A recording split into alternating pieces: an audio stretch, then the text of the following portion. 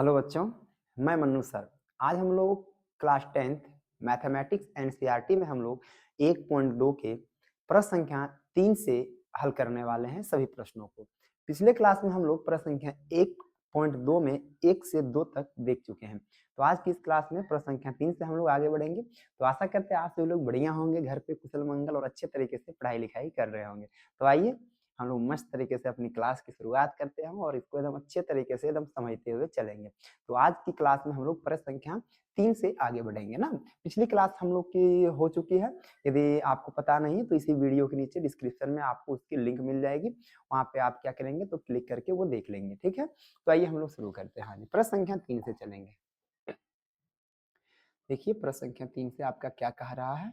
हाँ जी, प्रश्न संख्या 3 कह रहा है अभाज्य गुणनखंड विधि द्वारा निम्नलिखित पूर्णांकों के एचसीएफ और एलसीएम ज्ञात करनी है। अभाज्य गुणनखंड विधि पिछले लेक्चर में हम आपको बताया अभाज्य गुणनखंड विधि क्या होती है और उसी के आधार पर हम लोग को क्या करना है। आज पहले में हम लोग दो दो दिया हुआ था रहता था, आज हम लोग के तीन तीन दिए हुए हैं। आज इन सभी का हमको क्या करना है तो अच्छे से एचसीएफ और एलसीएम ज्ञात करना है। तो आइए सबसे पहला हमारा कितना दिया हुआ है तो 12 दिया हुआ है, लिख देते हैं। प्रश्न संख्या 1 12 15 और 21 है ना। प्रश्न संख्या 1 कितना अपना है तो 12 है, 15 और क्या है और हम लोग का 21 है। तो आ जाइए 12 का हम लोग अभाज्य गुणनखंड निकालें। तो 12 का कितना हो जाएगा, चलिए यहाँ पे निकाल ही देते हैं। 12 ना, एक मिनट, 12 2 से लगा दें 6 हो जाएगा, फिर 2 से लगा दें 3 हो गया, ठीक है। दूसरा अपना 15 है तो 3 से लगाइए, 3 पंचे 15 अब नहीं लगेगा। तीसरा अपना 21 है तो 3 से लगाइए 7 बार में लगेगा, अब नहीं लगने वाली ना। तो सबके अभाज्य गुणनखंड हम यहाँ लिख देते हैं। 12 का लिखते हैं, 12 का कितना हो गया 2 गुना 2 गुना 3, 2 गुना 2 गुना 3 हो गया। फिर 15 का 3 गुना 5 यानी 15 का 3 गुना 5 हो गया। फिर 21 का हो गया आपके 3 गुना 7। उसके बाद हम बताए थे कि इन तीनों में जो मिले उसे आप मिला के लिख दीजिए। एक देखिए पहले हम लोग दो होता था, दो में मिला के जो आता था उसको लिखते थे तो हमारा एचसीएफ आता था। तो हम लोग के लिए एचसीएफ के लिए हम लोग यहाँ क्या करेंगे तो एचसीएफ किसका किसका तो 12 15 और किसका, चलिए नीचे यहाँ निकालते हैं, जगह भी यहाँ पे है, ठीक है। एचसीएफ एचसीएफ किसका किसका 12 15 और किसका तो और 21 का बराबर कितना। इन तीनों में क्या क्या मिल रहा है देखिए, 3 इसमें भी है, फिर 3 इसमें भी है और 3 इसमें भी है। तीनों में जो मिलेगा उसे एक ठो लिखना है, यानी 3 मिला है यानी कि इन सभी का एचसीएफ कितना आ गया 3 आ गया। और एलसीएम के लिए हम आपको क्या बताए थे, संख्याओं का गुणनफल और बटे में एचसीएफ। आज दूसरा तरीका आपको बताते हैं, आ जाइए। यदि हम लोग को एलसीएम निकालने कह दे ना तो एलसीएम के लिए यानी किसका किसका 12 15 और 21 एक और तरीका है जिससे हम लोग एलसीएम आराम से निकाल सकते हैं। देखिए ये तीनों मिला के तो एक लिखे हैं, इसको एक लिख दीजिए, एक ठो 3, ठीक है, गुना और बाकी जो बचा उन सभी को गुना कर दीजिए। 2 बच गया तो 2 गुना, फिर आपका एक 2 बच गया था 2, फिर गुना आपका 5 बच गया था 5 और फिर गुना में आपका कितना बच गया था 7 बच गया था, तो गुना आपका 7। देखिए फिर से समझिए, एचसीएफ के लिए जो तीनों में मिल जाए उसको मिला के एक ठो लिख देना, वही अपना एचसीएफ कहलाएगा। और एलसीएम में ये तीनों मिला के तो लिख ही दिए एक ठो और बाकी जो बच गया सबको गुना में लिख दीजिए। तो 2 2 5 7 2 2 5 7 इन सभी को गुना करके लिख दीजिए। आपके क्या निकल जाएंगे, आपके एलसीएम निकल जाएंगे। आ जाइए 3 दूनाई 6, 6 दूनाई 12, 12 पचे 60 और 60 गुना 7 6 सती 42 यानी आपके कितने आ जाएंगे 420।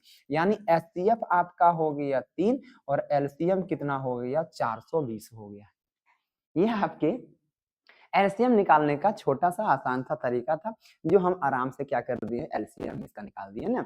तो चलिए अगले प्रश्न देखते हैं। प्रश्न संख्या 2 कितना है तो प्रश्न संख्या 2 है 17 23 29। आ जाइए 17 23 29 है। प्रश्न संख्या 2 में आपके कितने हैं 17 है 23 और 29 है और कितने हैं 29।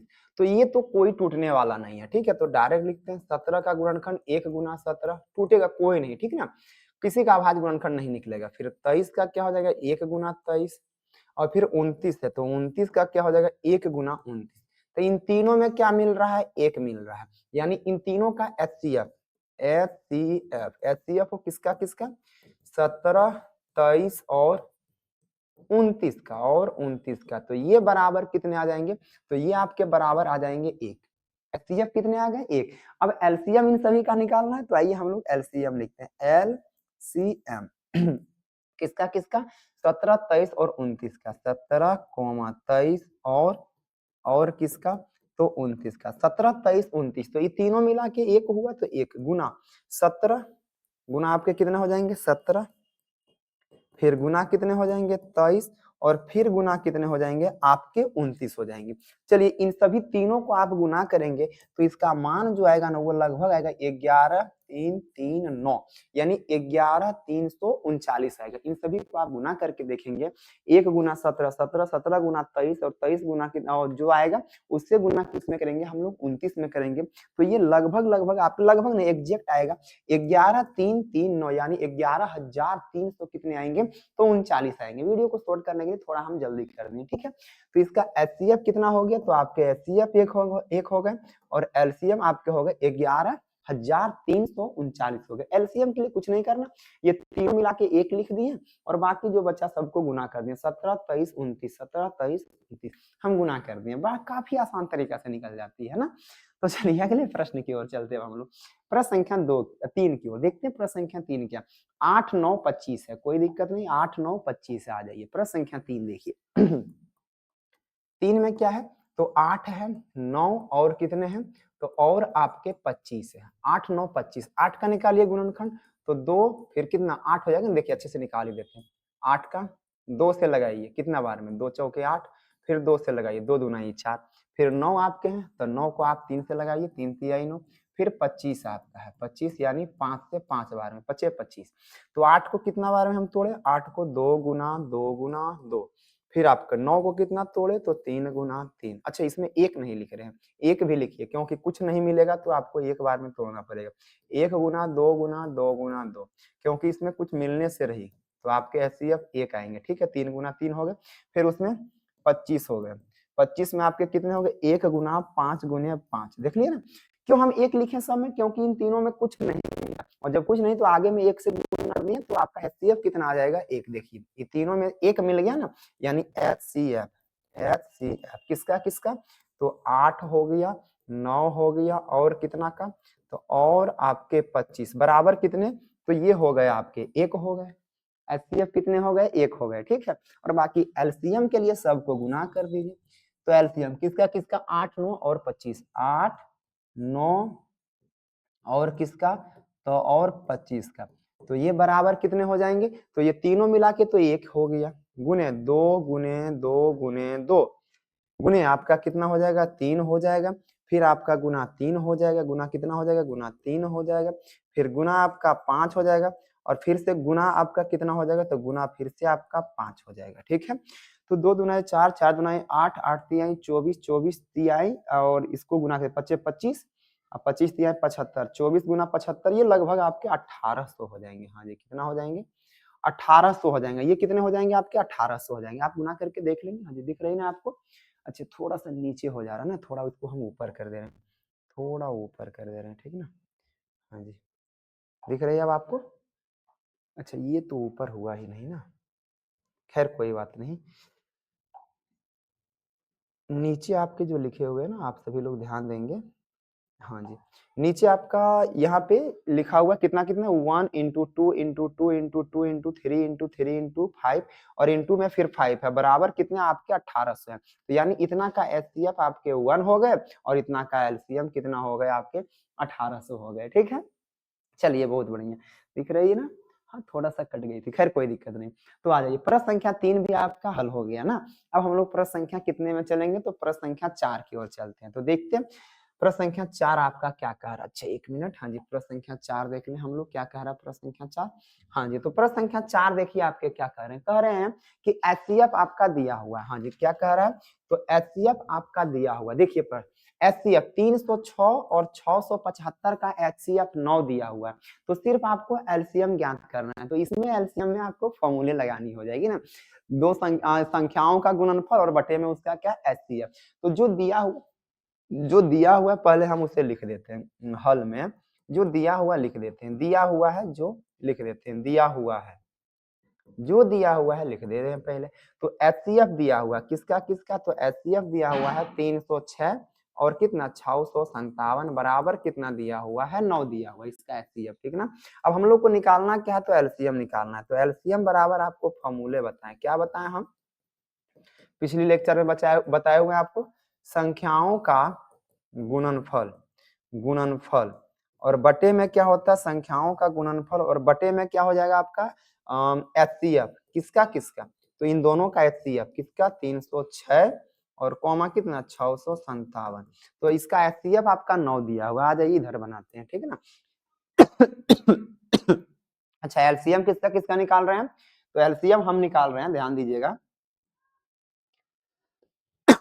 एलसीएम निकाल रहे हैं, एलसीएम, हाँ जी किसका किसका, तो 306 और किसका 657 का बराबर संख्याओं का गुणनफल, दोनों संख्या कितनी है ऊपर में, तो 306 और गुणे में कितना 657 और बटे में कितना, इसका एचसीएफ कितना है दिया हुआ, तो एचसीएफ आपका 9 दिया हुआ, तो 9 चौके 36, 34 बार में ये कट जाएगा, हाँ जी कितने बार में 34 बार में, 9 चौक 36, यानी कि आपका हो जाएगा 34 और गुने कितना 657।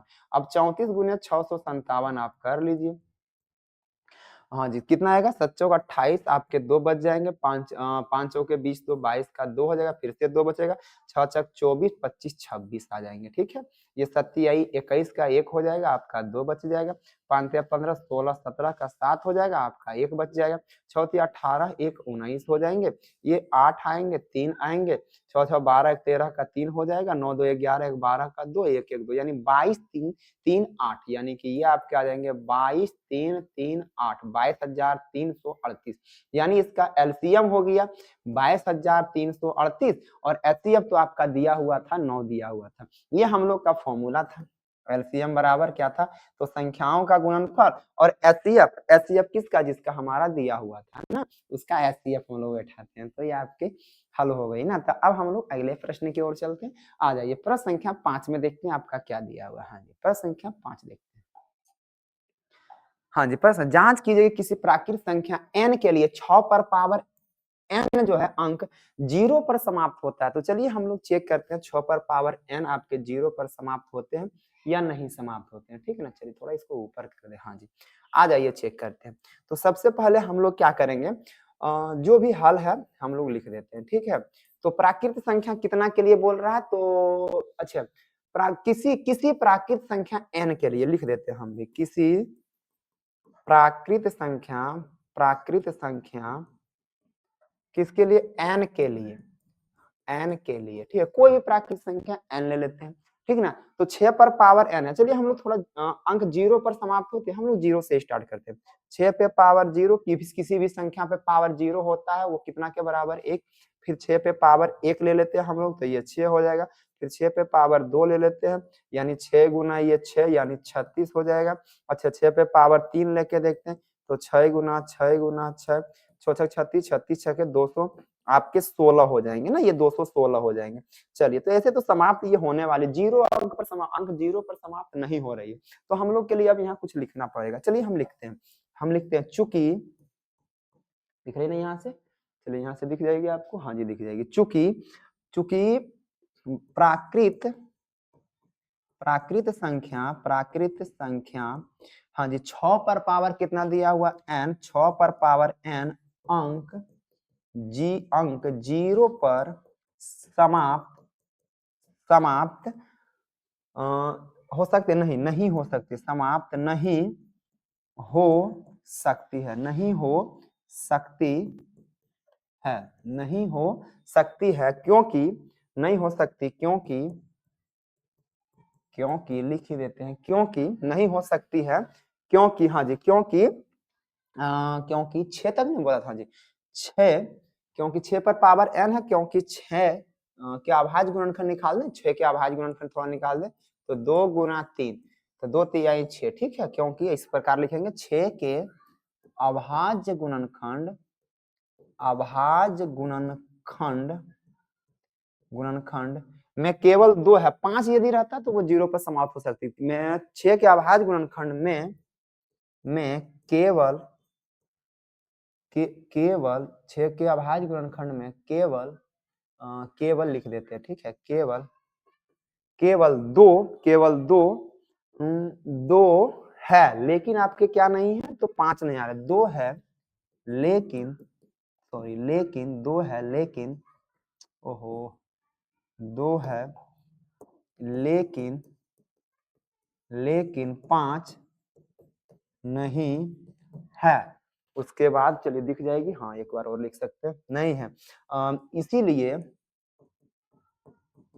इसीलिए 6 पर पावर n अंक 0 पर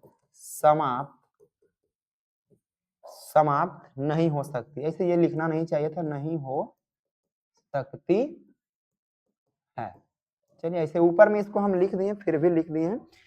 क्या लिखे कि प्राकृतिक संख्या 6 पर पावर n 0 पर समाप्त नहीं हो सकती। क्यों नहीं हो सकती? क्योंकि 6 के अभाज्य गुणनखंड में केवल 2 है, यहाँ पे 2 है लेकिन 5 नहीं है, ठीक है ना। और इसीलिए यह क्या हो गया, तो इसके इसीलिए 6 पर पावर n 0 पर समाप्त नहीं हो सकती, ठीक है। ऊपर में हम लिख दिए, आप ये नीचे वाला लाइन यहाँ से यहाँ नहीं भी लिखेंगे तो भी आपको कोई दिक्कत नहीं, ठीक है। चलिए अगले प्रश्न की ओर चलें। तो ये इजी प्रश्न था, सिर्फ इसको बैठाना था, 6 पर पावर n था, हम बैठा के निकाल दिए। ये 0 पर कभी समाप्त नहीं होगी, बस ये आपको क्या करना था, हमें बताना था। तो आ जाइए प्रश्न संख्या 6। प्रश्न संख्या 6 क्या कह रही है, देखिए हम लोग प्रश्न संख्या 6 को। अच्छा, प्रश्न संख्या 6 कह रहे हैं व्याख्या कीजिए कि निम्नलिखित संख्या अभाज्य संख्या क्यों है। अच्छा, व्याख्या करने का रहा है ना, 1 मिनट, ये नंबर नहीं होंगे, ठीक है, दोनों आपके इसी में दिए हुए, ठीक ना, ये मिस्टेक होगी, ठीक है, दोनों आपके। ये कह रहा है भाज्य संख्या क्यों है, तो हम लोग को बताने ये भाज्य संख्या क्यों है। तो सबसे पहले तो हम इससे चलते अगले पेज पे, 7 गुना 11 गुना 13 प्लस 15, ठीक है, सॉरी 13 है, 13 प्लस 13 ही है, कोई बात नहीं। तो पहले हम क्या करते हैं, हल लिखते हैं, और हल में जो जो हमारा दिया हुआ है उसको लिखते हैं। कितना है, 7 गुना 11 गुना 13। तो चलिए पहले करते हैं 7 गुना 11 और गुना कितना 13 और प्लस फिर 13। पहले इसको हल करते हैं, 11 सतही कितना हो जाएगा 77 और गुना कितना 13 और प्लस में 13। 77 गुना 13 करके देखें हम लोग, आ जाइए 77 गुना कितना 13, 7 यही 21 हो जाएगा, 2 बच जाएगा, 7 21 22 23, फिर 7 एकम 7 हो जाएगा, फिर 7 एकम 7 यानी कि 1 हो जाएगा, 7 3 10 का 0 हो जाएगा, 7 2 9 10 हो, यानी ये हो जाएगा 1001 प्लस कितना 13। अब 1001 प्लस 13 यदि हम जोड़ दें इसमें तो ये कितना हो जाएगा, 3 1 4 हो जाएगा, 1 1 1 हो जाएगा, 1014। ये कितना आ गया 1014, ठीक है। दो दिए हुए थे, तथा दूसरा हम लोग का क्या दिया हुआ है वो लिखते हैं। तथा दूसरा आ जाइए हम लोग का क्या दिया हुआ है, दूसरा है 7 6 5, पहले इतना लिख देते हैं 7 6 5 यानी कि 7 गुना 6 गुना 5। चलिए इधर कर देते हैं, आपका क्या है 7 गुना 6 गुना 5 है, फिर क्या अपना 7 6 5 हो गया, 4 3 2 1 यानी कि 4 3 2 1 गुना है 4 है गुना 3 है गुना 2 है गुना 1 है और लास्ट में कितने हैं 5 है। तो कर दीजिए प्लस कितना है 5 है, गुना कीजिए। हाँ जी, 1 से 2 2 होगा, 2 3 आई 6 होगा, 6 चक 24, 24 पचे तो 24 पचे 20 हो जाएगा 2 और 5 गुना 10 2 120, 120 छके तो 120 छके 0, 6 गुना 12 की 12 के हो जाएगा आपका 2 हो जाएगा, 12 का 2, बाकी बच गया आपका 1 और 6 एकम 6 7, 720 गुना 7 0, 7 गुना 14 का 4, 1 बचा 7 7 49 1 50 यानी 50 40 हो गया, इधर हो गया 50 और 40 हो गया, ठीक ना। इतना गुना किया कितना हो गया 50 40 और प्लस में कितना हो गया 5, ओह सॉरी, प्लस में आपके कितने हो गए 5 यानी कि 50 ये 45 हो गया। पहला कितना आया तो 10 14 और दूसरा 50 45 आया। तो अब हम लोग लिखते हैं अतः क्या लिख दें, तो 10 14 तथा लिखे वहां, चलिए यहाँ तथा कर देते हैं, तथा कर देते हैं, या तथा कुछ भी लिख सकते हैं। तथा दोनों के बारे में देखिए, दोनों के बारे में क्या बताना था हमें, एक बार देख लीजिए। बोल रहा है कि व्याख्या कीजिए निम्नलिखित संख्या अभाज्य संख्या क्यों है, हमको यही बताना था, तो हम लिख रहे हैं। इसको हल किए तो 10 14 आया और इसको हल किए तो 50 45, तो हम लिखेंगे 10 14 तथा कितना आया 50 45, 50 45 एक मिनट, 50 45 का अभाज्य गुणनखंड अभाज्य गुणनखंड गुणनखंड दो से दो से दो से तो अधिक है, दो से हम कर देते हैं अधिक कर देते हैं, दो से अधिक है, इसीलिए इसीलिए 1014 और 545 का अभाज्य अभाज्य गुणनखंड नहीं, अभाज्य कह रहा था या कुछ और कह रहा था? अभाज्य ये क्या कह रहा था? अभाज्य संख्या, इसीलिए यहाँ पे करते हैं डायरेक्ट इतना अभाज्य संख्या है, ऐसे करना है हम लोग को। ये क्या हो गया आज? अभाज्य संख्या है, संख्या। इसके गुणनखंड में क्या लिख दिए कि इसका गुणनखंड 2 से अधिक है, इसका गुणनखंड 2 से अधिक है, इसीलिए हम क्या कर दिए, यह एक अभाज्य संख्या। यह कैसी संख्या है? तो ऐसी अभाज्य, सॉरी अभाज्य नहीं, भाज्य नहीं हो जाएगा, सॉरी हम भी क्या कर रहे हैं, ये क्या हो जाएगी? तो इसके गुणनखंड कितना हो जाएगा? 2 से अधिक, और इसीलिए यह क्या है? एक प्रकार का भाज्य संख्या। आप सभी जानते हैं ना, 2 से अधिक वाले क्या कहलाते हैं? भाज्य संख्याएं कहलाते हैं। तो यह आपके 2 से अधिक था, तो इसे हम कह दिए ये भाज्य संख्या है। चलिए अब प्रश्न संख्या 6 तक गए। अब हम लोग की प्रश्न संख्या कितनी आ जाएगी? काफी सिंपल प्रश्न है। प्रश्न संख्या 7, किसी खेल के मैदान के चारों ओर एक वृत्ताकार पथ, इस मैदान का एक चक्कर लगाने में सोनिया 18 मिनट। आ जाइए, पहले 18 दिया हुआ हल देखिए, हल में क्या करना, पहले 18 लिख देना। उसके बाद जबकि रवि 12 मिनट लगाते हैं, कोई दिक्कत नहीं, तो 12 दोनों का गुणनखंड निकालिए। तो 18 का गुणनखंड इधर निकाल देते हैं और 12 का गुणनखंड यहाँ पे निकाल देते हैं, ठीक है। दोनों अभाज्य गुणनखंड के द्वारा हम लोग को एचसीएफ और एलसीएम इसका निकाल देंगे, तो हमारा पता चल जाएगा कि कह रहा कि एक ही समय पर चलना प्रारंभ कर, एक ही दिशा में चलते हैं, कितने समय बाद पुनः प्रारंभ स्थान में पहुंचेंगे, कोई दिक्कत नहीं। इसका निकालिए 9 आएगा, फिर 3 आएगा, ठीक है। इसका निकालिए 6 आएगा, फिर इसका 2 बार में आएगा, कुछ नहीं, एचसीएफ निकाल देंगे। इन दोनों का गुणनखंड लिखिए, तो 18 का गुणनखंड कितना कितना आ जाएगा? 18 का गुणनखंड हो जाएगा 2 गुना 3 गुना 3 हो जाएगा। 12 का गुणनखंड कितना हो जाएगा? तो 2 गुना 2 गुना 2 हो गया, ठीक है। आ जाइए, इन दोनों का एचसीएफ यहाँ पे लिख देते हैं। एचसीएफ किसका किसका? 18, 12 का। जो जो मिल जाए लिख दीजिए। इन दोनों में क्या क्या मिल रहे हैं? 2 मिल रहे हैं, सिर्फ और सिर्फ क्या मिल रहे हैं? 2 मिल रहे हैं।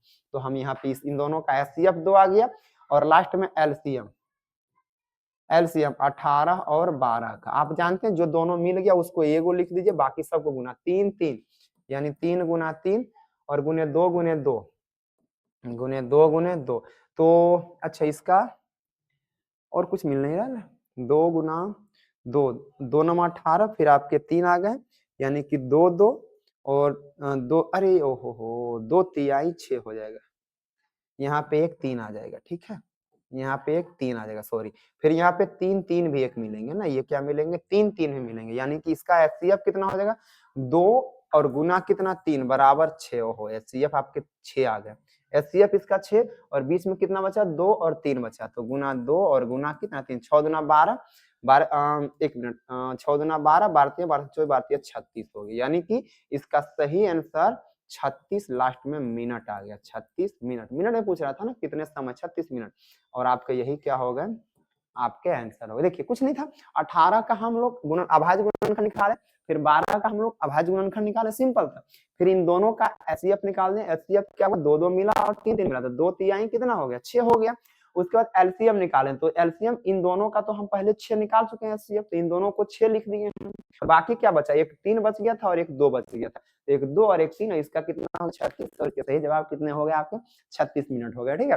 तो काफी सिंपल प्रश्न रहते हैं, एकदम आराम से। एलसीएम निकालने का दूसरा तरीका भी बता दी, और फॉर्मूला भी आपकी थी, ठीक है। तो मिलते हैं फिर आपको अगले वीडियो में, एकदम बढ़िया तरीके से हम लोग 1.3 की शुरुआत करेंगे। यदि आपको वीडियो अच्छी लगती है तो आप लाइक, शेयर और सब्सक्राइब और कमेंट और दोस्तों को जरूर बताया करें, ठीक है। तो मिलते हैं फिर आपको अगले वीडियो में, तब तक के लिए सभी को धन्यवाद। जय हिंद।